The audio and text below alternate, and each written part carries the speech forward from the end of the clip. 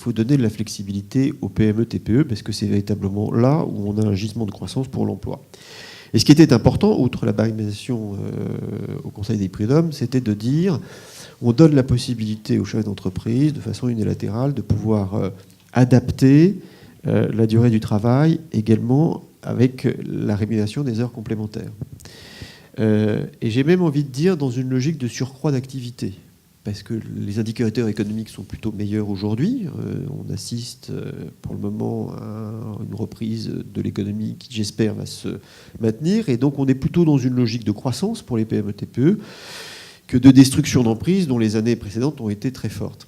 Et donc c'était de dire on laisse la possibilité à ces jeunes entreprises de pouvoir développer, de pouvoir adapter, on va dire, avec ces équipes, la durée du temps de travail et les heures complémentaires, qui pouvaient très vite déboucher sur des emplois derrière.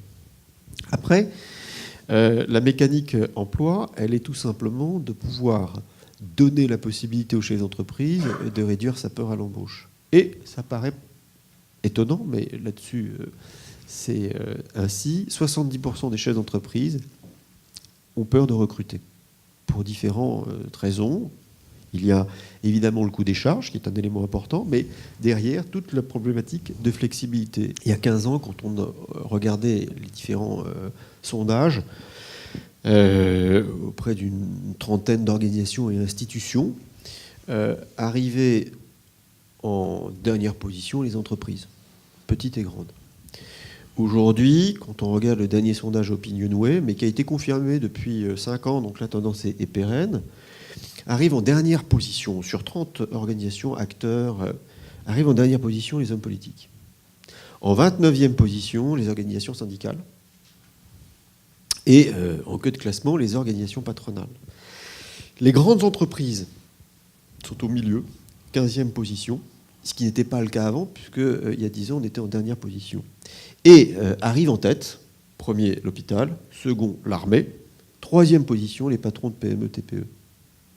Et ça, c'est quelque chose qui est totalement nouveau, sans précédent. Aujourd'hui, j'ai envie de dire, la PME attitude, c'est bankable.